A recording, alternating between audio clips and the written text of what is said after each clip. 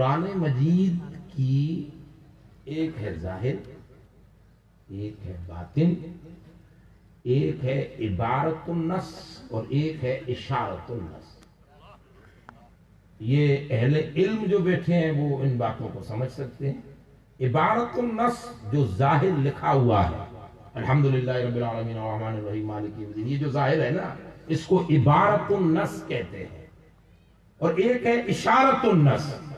اشارت النص معنی کو نہیں کہتے، تفسیر کو نہیں کہتے، کچھ رمز، کچھ اشارے ہوتے ہیں ان آیتوں کی معنویت کے، جسے تفسیر روحانی کہا جاتا ہے۔ ایک ہے بے شک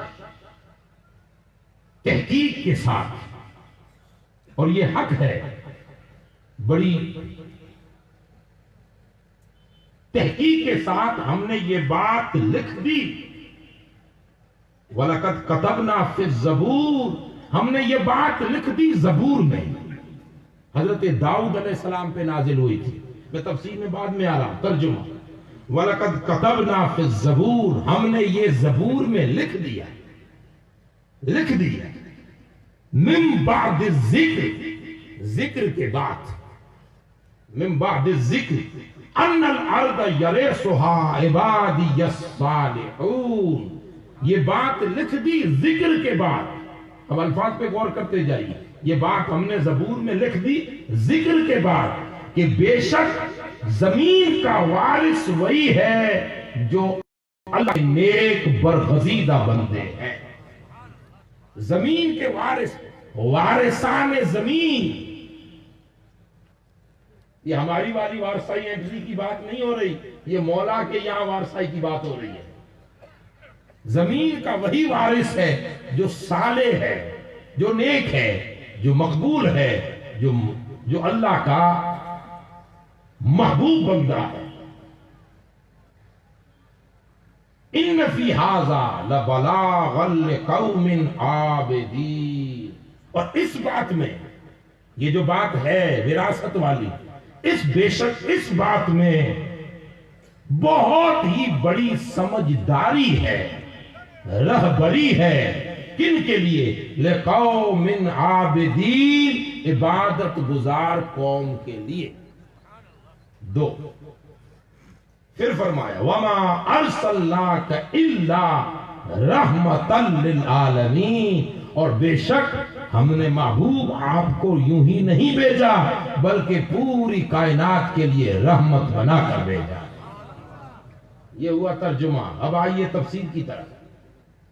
پہلی آیت فرمایا وَلَقَدْ كَتَبْنَا فِي الزَّبُورِ، اور دوسری تفسیر یہ ہے کہ زبور سے خاص وہ کتاب مراد ہے جو مخصوص حضرت داؤد علیہ نبینا علیہ السلام پہ نازل ہوئی۔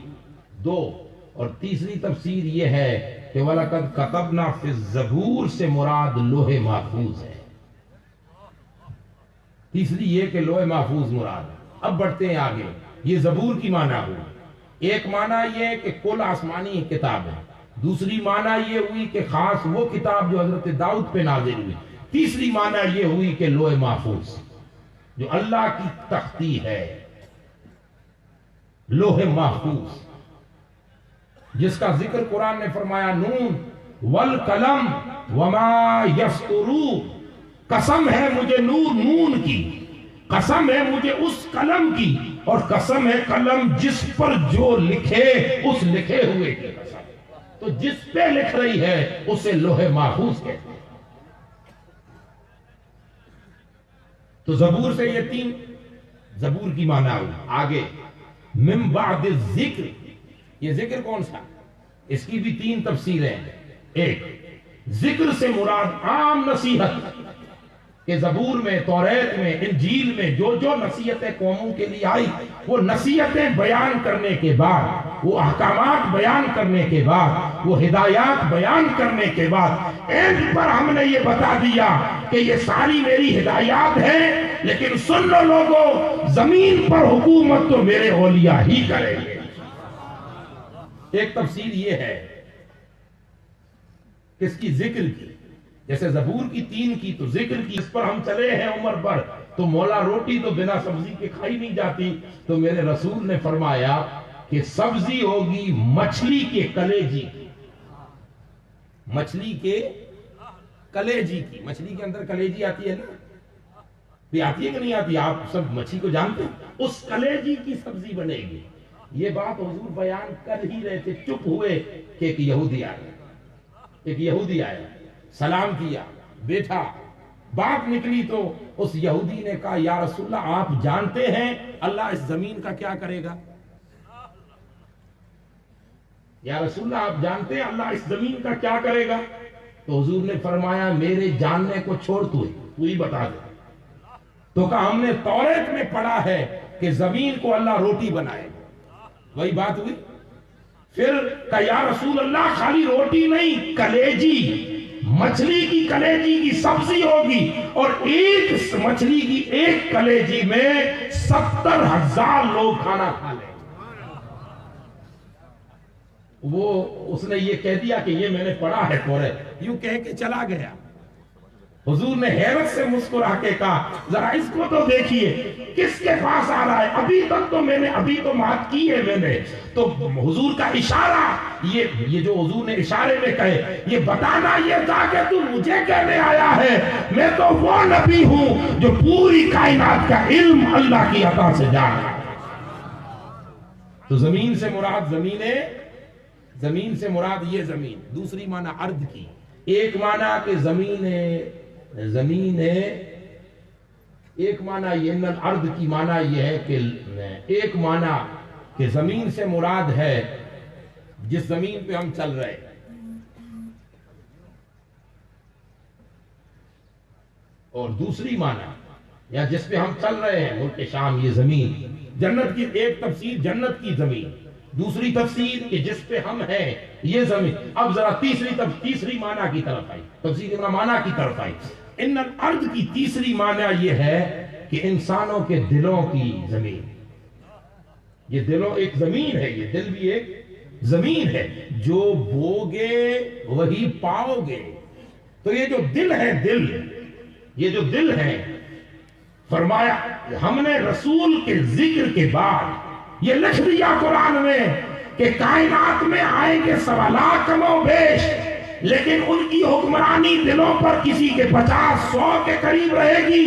لیکن جس ذکر کی بات قرآن کر رہا ہے، اس محمد مصطفیٰ کی عظمت یہ ہے کہ جب میرا رسول تشریف لائے گا تو یہ ساری حکمرانی تو ہوگی، لیکن دلوں پر بھی میرا رسول راج کرے گا۔ تلوار سے میرا رسول اپنا دبدبہ، اپنی حکمرانی قائم نہیں کرے گا، لیکن دل جیتے گا۔ اور یہ دلوں پر حکمرانی تھی کہ مصر میں کرتی تھی حسن یوسف پہ انگلیاں، تیرے نام پہ سر کٹاتے ہیں مردان عرب۔ یہ زمین پر حکمرانی حضور کی ہے، دل کی زمین پر، دلوں پر حکمرانی۔ اور پھر فرمایا کہ خالی اتنا نہیں، اس دلوں پر حکمرانی میرا رسول تو کرتا ہی ہے، لیکن اب قیامت تک جو میرے رسول کی مطابعت میں ہوگا وہ بھی لوگوں کے دلوں پر حکمرانی کرے گا۔ ابو بکر صدیق کی حکمرانی سروں پہ، پتہ یہ چلا یہاں سے 2 راستے ملے کہ دنیا میں حکومتیں 2 ہوں گی، ایک حکومت سر والی ہوگی، ایک حکومت دل والی ہوگی۔ کسی کا راج سروں پر ہوگا، سلطنت ووٹنگ پر ہوگی، سلیکشن ہوگا، الیکشن ہوگا، تب جا کے حکومت اور سربلندی نصیب ہوگی۔ کسی کی حکمرانی جو ہے سروں پر ہوگی، یہ سروں والی حکمرانی پلٹتی ہے، کوئی دیکھتا ہے، کوئی جاتا ہے، کبھی جیتتا ہے، کبھی ہارتا ہے، لیکن فرمایا ایک حکمرانی دلوں کی ہے، اور دلوں پر راج میرے نیک اولیاء کریں گے۔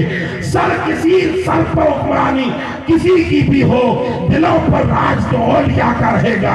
اور یہ ہند سے بہتر کون جانے، جماعتیوں سے بہتر کون جانے کہ برسوں گزر گئے، کبھی مغل راج کر رہے تھے، کبھی لودھی کر رہے تھے، کبھی کوئی اور کر رہا تھا، دلی کا تخت چاہے حکمرانوں کے پاس جائے، چاہے لٹیروں کے پاس جائے، چاہے انگریزوں کے پاس جائے، چاہے لوک شاہی کے پاس جائے، دلی کے تخت پر کوئی بھی راج کرے، لیکن ہندوستان کے لوگوں کے دلوں پر راج کل بھی معین الدین کا تھا، آج بھی معین الدین کا ہے، قیامت تک ہند کے راجہ ہی کا ہے۔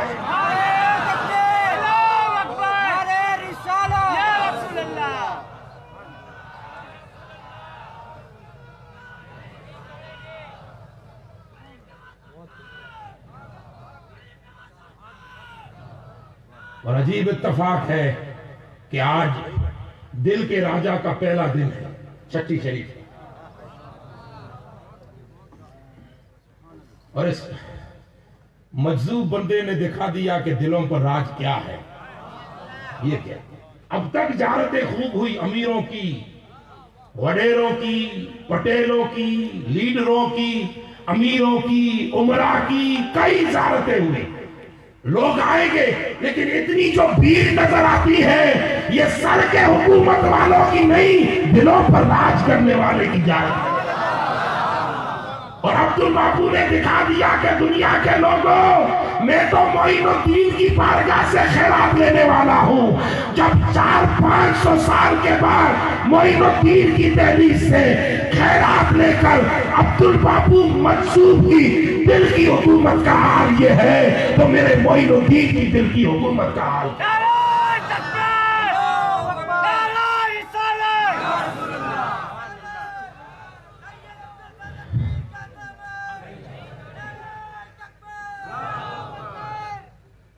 لوگ ایڈورٹائز کرتے ہیں کہ زیارت ہے میرے ابا کی آنا،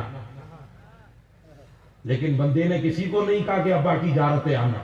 لوگ فون کر رہے ہیں کہ باپو کی زیارت کب ہے۔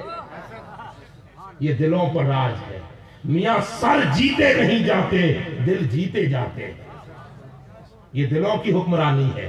یہ جو نظر آ رہا ہے، یہ علماء، یہ سادات، یہ ایک بھیڑ ہے، یہ جو ایک بھیڑ نظر آ رہی ہے یہ دلوں کی ہو۔ تیرے من چلوں کا جگ میں عجب چلن رہا ہے، یہی من چلے ہیں، یہ دلوں کی حکمرانی۔ تو ان الارض سے مراد ہے دلوں کی زمین۔ قرآن مجید کی جو آیتیں پڑھ رہا ہوں، ان الارض سے مراد ہے زمین کی زمین، دل کی زمین۔ تو ایک معنی یہ ہوئی کہ زمین سے مراد جنت کی زمین، دوسری معنی یہ ہوئی کہ زمین سے مراد ملک شام کی زمین، اور تیسری معنی یہ ہوئی کہ زمین سے مراد دلوں کی زمین، یہ دلوں کی زمین۔ اب اس جگہ پہ رک کے ایک بات سنا دوں، یاد آ گئی۔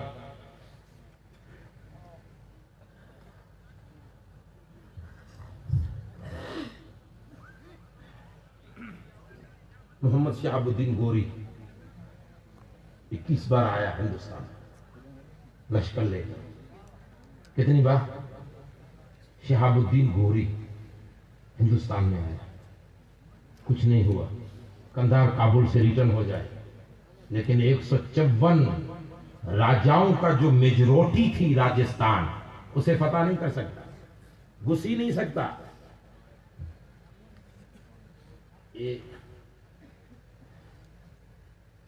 اب یہ یہاں سے واپس چلا گیا،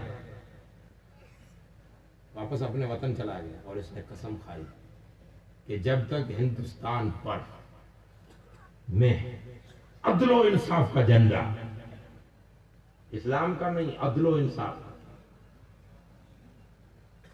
سمجھ رہے ہیں آپ؟ ہمارے جو حکمران اور لیڈر لوگ آئے، انہوں نے اسلام کا جھنڈا جو گاڑا، اس کی معنی یہ ہے کہ عدل و انصاف کا جھنڈا، زمین پر عدل و انصاف قائم۔ تو میں اس وقت تک، جب تک ہندوستان پر عدل و انصاف کا جھنڈا نہ گاڑ دوں، اپنے گھر کا پانی نہیں پیوں گا۔ میں مختصر کر رہا ہوں، تفصیلاً واقعہ ہے، تفصیل سے قسم کھا لی۔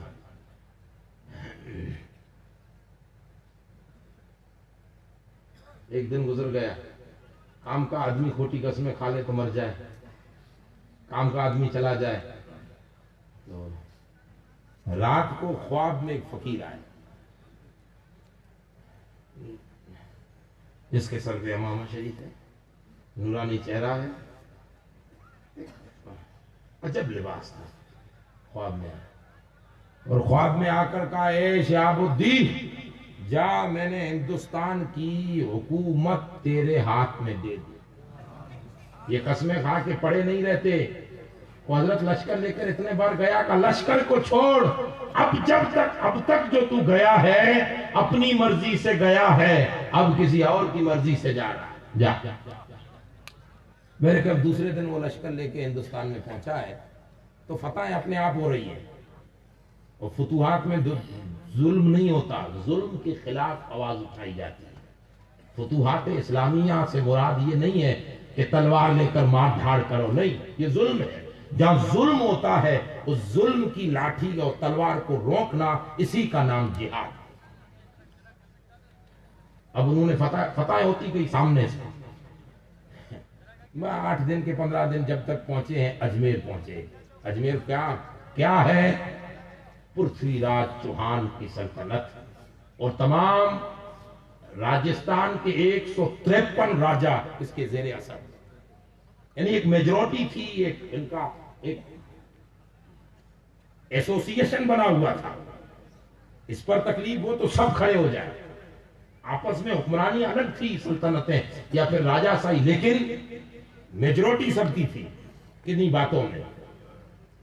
اب اس شہر میں قدم رکھنا کوئی آسان تھوڑی ہے، پرتھوی راج چوہان کا شہر۔ تو اس نے سوچا کہ اجمیر کے پہاڑوں کے پیچھے رات رکتے ہیں اور پھر انٹری کریں گے حالات دیکھ کے۔ تو جیسے رات کو روکنے کا ارادہ کیا، اور اب اتنی بھیڑ بھاڑ نہیں تھی نا، ایک بستی ہے پہاڑوں کے بیچ میں، اور عشاء یا مغرب کا وقت ہوا تو اذان آنے لگی۔ تو شہاب الدین کو چکرا ہے کہ یار میں پہلا انسان آیا ہوں، اجمیر میں اذان کون دے رہا ہے؟ عجب حالت ہے۔ تو اب فوجیوں کو کہا 20-25-15 لوگ میرے ساتھ چلو، باقی یہی رکو، ذرا اندر دیکھ تو کریں کیا ہے۔ اندر پہنچے تو دیکھا کہ کوئی فقیر بندہ ہے اللہ کا کہ جو مصلی پہ 2-3 لوگوں کو نماز پڑھا رہا ہے۔ یہ بھی پیچھے صف میں کھڑے ہو گئے، نماز پوری